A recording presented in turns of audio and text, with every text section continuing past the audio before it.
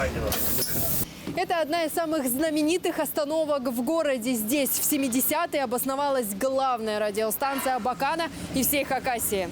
Но мало кто знает, что большая история радио начиналась с любителей, энтузиастов и маленькой избушки на улице Нагорной. Здесь, вблизи Никольской церкви, в 30-е годы было сердце, тогда еще и устья Абакана. Вся культурная жизнь кипела в небольшом одноэтажном, но солидном здании, единственном каменном. Оно сохранилось до наших дней, правда, стало двухэтажным и перешло в частную собственность. А тогда здесь был педагогический колледж, здесь посвящали в октябрят, а после в пионеры и комсомольцы. Собирались театралы, синеблузники. Отсюда началась и радиофикация. Это очень событие такое было, уникальное событие было, что там был открыт первый радиоузел. Существует фотография 1927 года. Здание в ту пору было одноэтажным, но уже видна на фотографии вышка. Антенна. Известно, что это радиоузел был величиной всего на 10 телефонных номеров.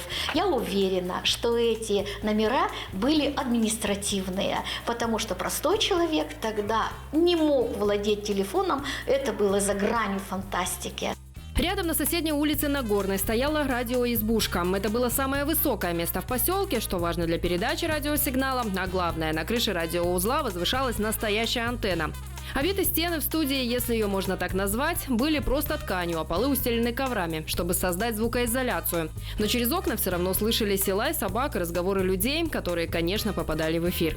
Техника для радиовещания была невообразимо дорогой, поэтому инженеры-самоучки собирали радиотрансляторы, тарелки, фактически из подручных средств. И тем не менее, первую местную передачу жители слушали с придыханием. Это был настоящий прорыв. Пробная программа вышла в феврале 1932 года. Говорит Абакан. Доброе утро, уважаемые радиослушатели. В эфире радио Хакасии. Особенность радио того времени заключалась в том, что все радиопередачи создавались в текстовой форме и читали их в эфире не журналисты, а дикторы от начала до конца. То есть журналистские голоса в эфире отсутствовали. В записи они в прямом эфире читали тексты, написанные журналистами и вычитанные редакторами. Все проходило через жесткую цензуру. Главным образом транслировались либо музыкальные программы, где выступали местные творческие коллективы, либо звучали тексты партсобраний. Причем вещание велось на двух языках – на русском и хакасском. Новостей практически не было. О том, чтобы услышать о событии день в день, как мы привыкли сейчас, не могло быть и речи. Если сейчас любую новость можно узнать за считанные секунды, то тогда, 90 лет назад, чтобы собрать информацию о передовике производства или о том, что где-то в райцентре идет уборочная кампания, уходила уйма времени, а все потому, что были проблемы с транспортом. Если до райцентра можно было добраться на автомобиле, то в деревне только гужевой транспорт. С собой у радиокорреспондента тоже никакой техники не было. Просто за ее неимением. Тетрадь, ручка и феноменальная память, потому что все, что было увидено, нужно было запомнить, в том числе эмоции, чтобы потом передать своим слушателям. Рукописи журналистов тех лет сохранились в Национальном архиве Хакасии. Эти тетради передали в свое время те, кто создавали с нуля медиапространство в глубинке.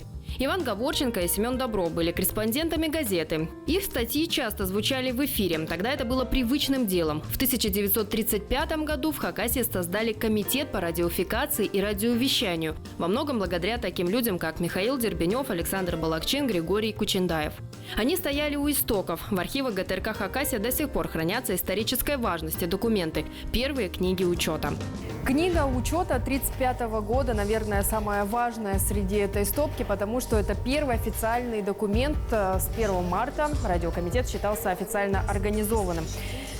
Документ ветхий, потому что пережил наводнение 1969 года, поэтому некоторые записи размыты, но те, которые удалось прочитать, очень интересные, потому что здесь, как видно, вносили не только тех, кого принимали в штат, допустим, вот с 1931 года зачислить в штат радиокомитета Ремезова в качестве музыкального редактора со ставкой 350 рублей в месяц. Или, допустим, бухгалтер Павлова за прогул 2 апреля считается уволенной с удержанием из зарплаты за 2 невыхода. Невероятно сложным, как и для всего советского народа, выдался конец 30-х годов. Радиокорреспондентов подвергали репрессиям чаще остальных. Причины могли быть разные. Даже за оговорку или сокращение текста речи вождя. С формулировкой «за политическое искажение» журналиста снимали с должности или отправляли в концлагерь. А затем наступила Великая Отечественная война, и многие мужчины ушли на фронт. На радио остались почти одни женщины. Они обеспечивали прежние объемы эфира – 2,5 часа в день, как и в довоенное время. Вещали на 2 языках – русском и хакасском. Радио вступило в новый этап развития. В первую очередь, это был самый быстрый способ передачи информации обо всем, что происходило на фронте.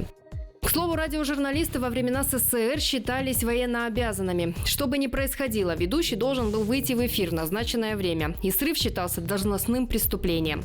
После тяжелых военных лет радио с новой силой включилось в информационное просвещение. В штате становилось все больше корреспондентов со специальным образованием. В начале 50-х появились первые портативные устройства. Это ускорило процесс передачи новостей и в целом резко ускорило процесс развития радио. Появились первые мобильные устройства. Весили они несколько сот килограмм.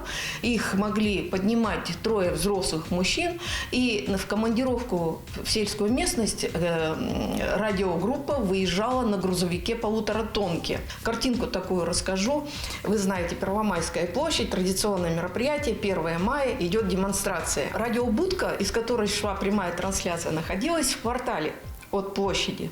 И между радиорубкой и площадью курсировал сотрудник, который смотрел, так, кто сейчас выйдет на площади, добегал до радиорубки и сообщал, сейчас на площадь выйдет вот такое делегация такого-то предприятия. И в прямом эфире шло: на площадь выходит коллектив такого-то предприятия, приветствуем его, товарищи. А в начале 60-х радио, как и многие сферы советского пространства, стали дышать свободнее после хрущевской оттепели.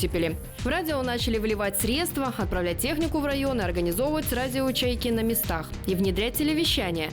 У радио появилась конкуренция, которая привела к кардинальным переменам. Чтобы удерживать слушателя, появились новости и авторские передачи. Радиовещание шагнуло в новую эпоху.